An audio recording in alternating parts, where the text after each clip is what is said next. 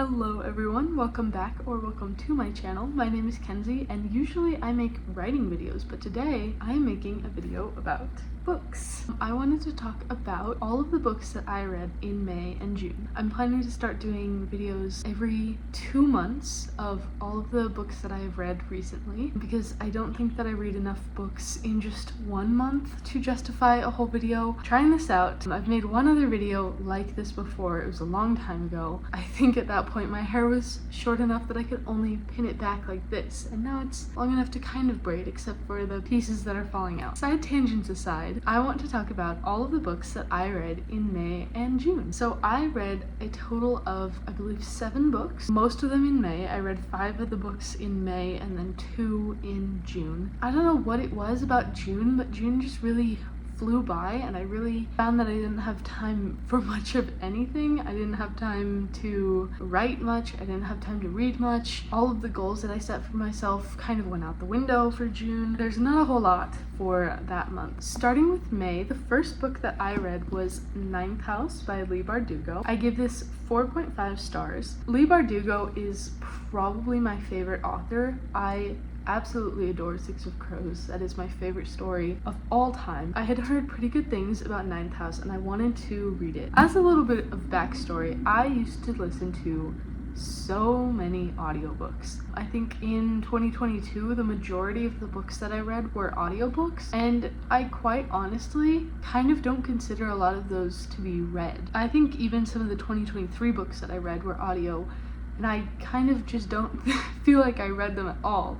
I just couldn't focus on what the narrator was saying, and I would turn the speed up really high so that they didn't sound so slow, so then I understood even less, and I would just get bits and pieces of the plot as it went by and not really understand what was happening. I think that really made quite a few potentially really good reads just not hit very well for me, and I didn't enjoy them. Ninth House was unfortunately a victim of that. In, I believe it was 2022 that I first read this. I completely do not consider that to be a real read.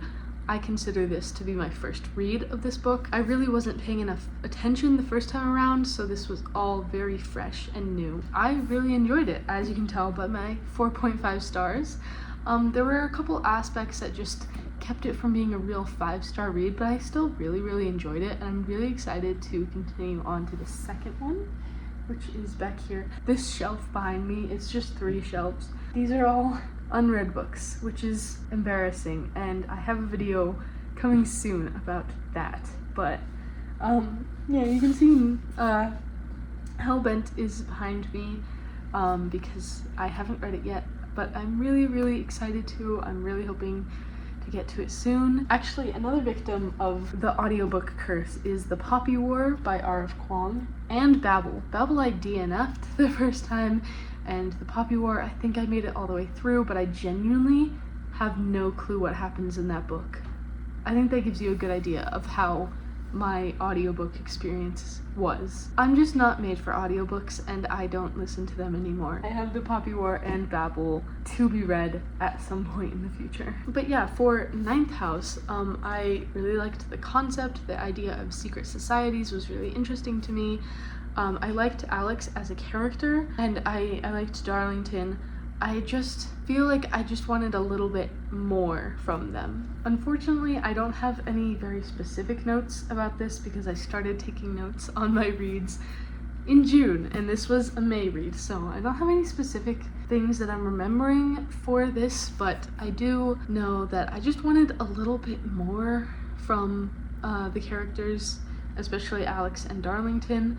I just felt like they weren't connecting to me as much as I wanted them to, and that was probably one of the best parts of Six of Crows for me, was that the characters really just connected to me, even though we are very different people. All of the crows just really connected to me and got to me, and I really felt for them, and I just wanted a little bit more of this in Ninth House, so hopefully in Hellbent there will be some of that. And I thought that this was a duology, but I've heard that there's a 3rd book coming out, so I'm also excited for that. I did think that I had the whole series, and it would seem that I don't. That's Ninth House. The next book that I read is going to be featured in a video that I am currently making. Keep an eye out for that. The next book that I read with 3.5 stars is A Good Girl's Guide to Murder by Holly Jackson. I am not normally a thriller reader, and I have found myself leaning more and more away from YA in the last year, but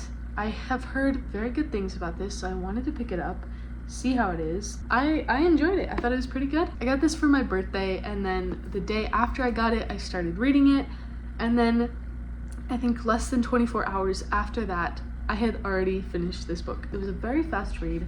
It's a pretty short book. Even still, I found it a very, very fast read. It definitely hooked me, and it kept me latched in and wanting to keep reading, and so it flew by, and I finished it very, very, very quickly. It's not a perfect book, but I thought it was a pretty good book. There's definitely some aspects that I wish had been expanded upon, but I believe this is a debut. I might be completely wrong. For a debut novel, this is pretty solid. Again, I do wish that there was more with the characters.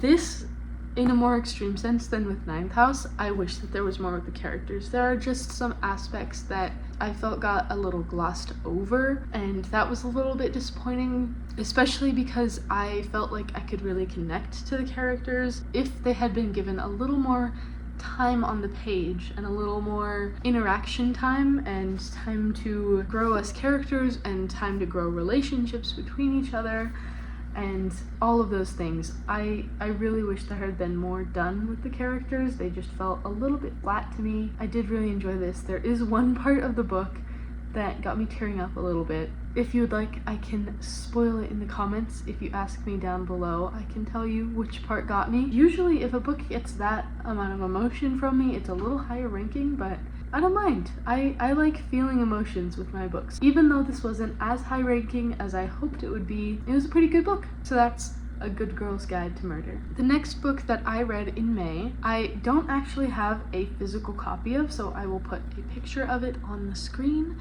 but I read The Beauty of Darkness. I don't remember the name of the author, but this is the final book in the Remnant Chronicles trilogy. I mostly picked up this series because I wanted to read Dance of Thieves by the same author, which I have heard is pretty good, so I wanted to pick that up.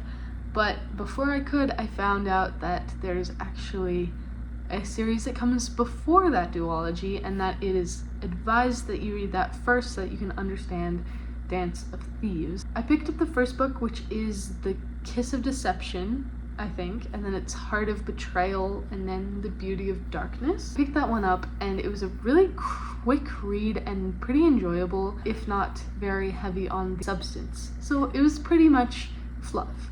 And that continued throughout the series. The series is very much fluff. Even when it gets into the weeds of some darker subjects, it's still pretty fluff-based, and there's not a whole lot of substance to be found within it, but I still found it really enjoyable.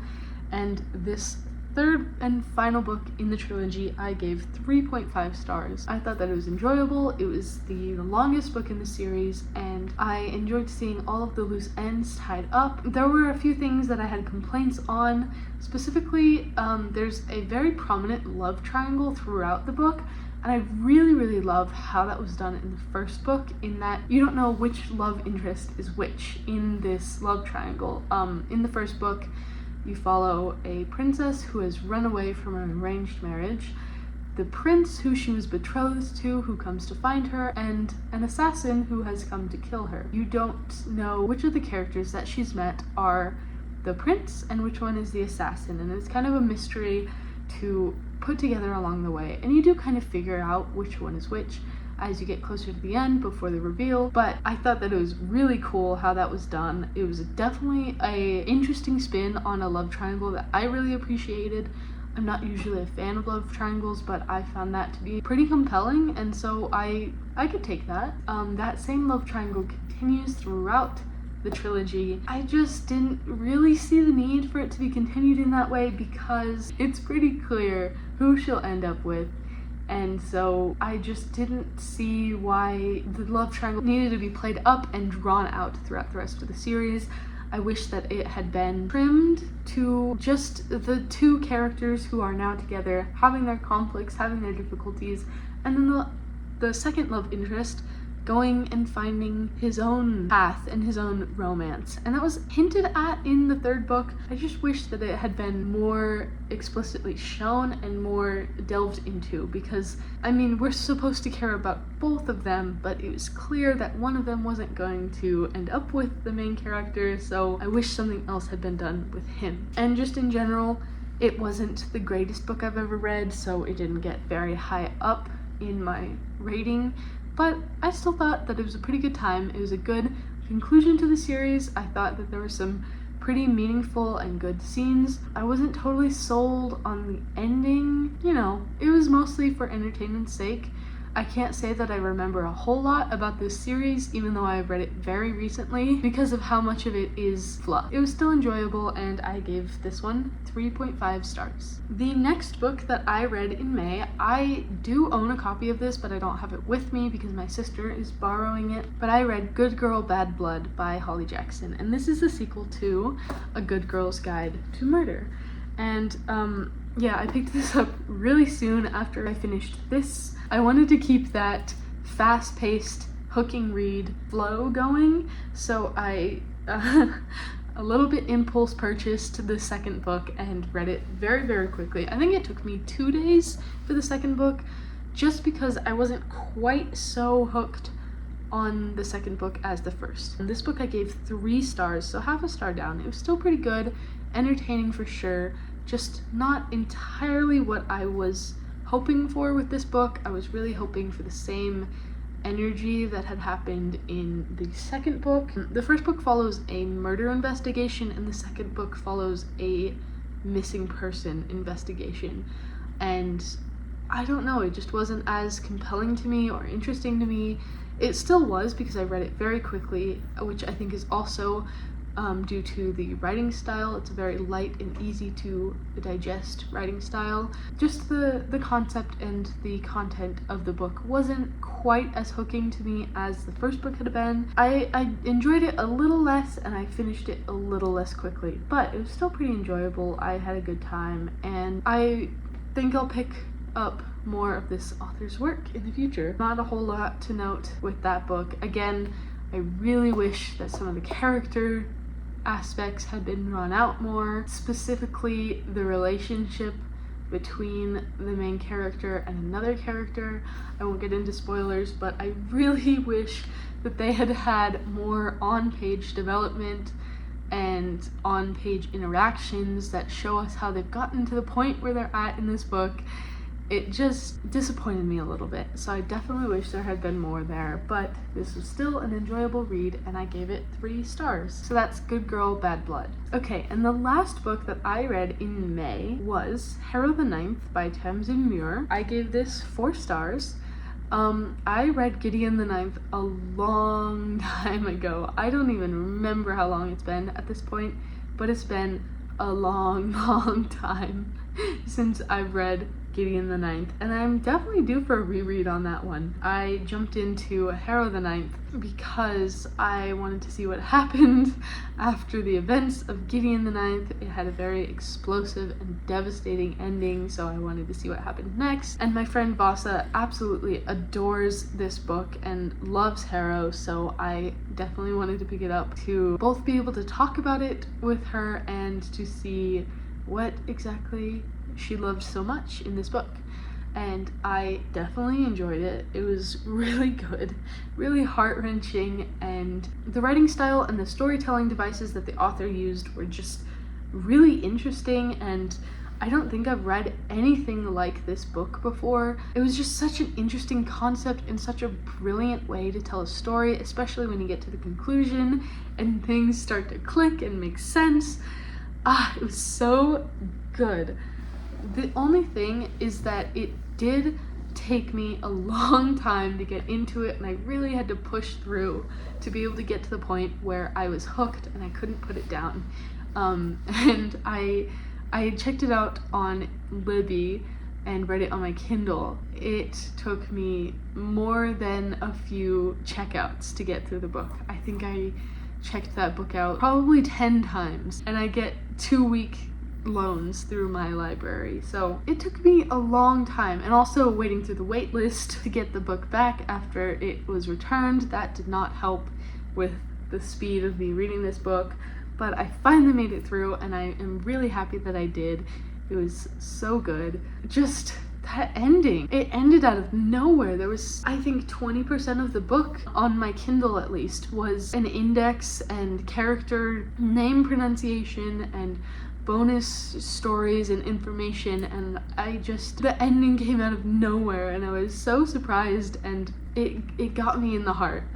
Luckily, I have the next book in the series, Harrow the Ninth. It's right here. I got a copy for Christmas. So I am ready to move on to the next book whenever I'm ready, but I think it's gonna take me a little while to be ready for that, because that book was just devastating, and I'm really scared for what's going to happen next with these characters, because I care about them and I want good things to happen to them. So I'm a little bit scared, but we'll see what happens. So that was Harrow the Ninth, and I gave it 4 stars. So moving on to June, the first book that I read in June, and the 6th book that I read in these 2 months, is An Ember in the Ashes by Tahir, which I gave 3.5 stars. So again, enjoyed this. I think there's some aspects that could have been improved or worked on, but this was a very enjoyable read, and I liked it. And I read it fairly quickly. I think it only took me a week or so, but yeah, pretty good book. I believe that this was a debut novel too, so very good for a debut. I have a few notes because this is when I started taking notes on my books. I don't actually know how her name is pronounced. The main character in this, or one of the 2 main narrators in this book, Leia? Laia? I'm gonna say Laia, but I wouldn't be surprised if I got that wrong, so forgive me if I'm totally butchering her name. I really liked Laia. I thought that she had some really good character growth, and I liked how she started out weak, because I've kind of grown a little bit sick of seeing so many strong female characters. It's good to have strong female characters. I'm not saying that I want every female character to be weak and thrown to the side. Just, I'm a little bit tired of having a lot of books being pitched as having strong female characters, and the characters themselves claiming that they're very strong, but then we don't really see anything to prove that claim. It's just a little bit, I'm a little bit tired, to be honest, of that kind of trope. And I feel like the phrase strong female character has kind of lost its meaning a little bit through all of the times that it's been used. All that to say, I really appreciated that Laia was not strong, that she started off very weak, and she knew that she was weak, and I just thought that that was really compelling and really interesting, and it definitely got me to care about her and to hope that she was able to overcome her weakness and grow past it. So I really liked that, and I really like that she wasn't afraid to admit that she wasn't very strong. I just really appreciated her as a character, and I liked seeing her growth over the course of the book, and I'm really excited to see her growth over the course of the next book, which I have there. And then as for the second narrator, Elias, I didn't care very much for him. I found him a little bit boring, kind of high and mighty, which I didn't love. I think that was, at least in some part, intentional, as well as some of his views on the world, I think were intentional by the author, to convey, like, this is how he was raised, this is what he's been taught to believe, and he's still working to overcome that. Just, it still was a little bit grating, and I just didn't love him as a character because of that, especially some of his views on women, which I do think was intentional. I'm not saying that against the author. I think that was an intentional choice by the author, to reflect the views and the teachings of the world that he comes from and the empire that he comes from. Just, it got on my nerves. It really did. I didn't really love him, and I didn't see a whole lot of growth from him over the course of the book. I'm just not totally sold on him. Hopefully in the next book I will get a little more sold on his character since he's going to be a narrator. But I actually really liked Helene. I found her really compelling, and she's a good morally gray character that you can't really get behind everything that she stands for and that she believes, but she's just really compelling and interesting, and I really liked her as a character. So I'm excited to see more of her in the following books. I also really liked some of the scenes that the author used to convey the world and what's happening in the world and how awful this world is and why it needs a revolution. Specifically, the third trial that takes place in this book for the second narrator, Elias. I won't spoil it, but I really, really liked how it conveyed how awful this world is, even for the people who are very high up in this empire.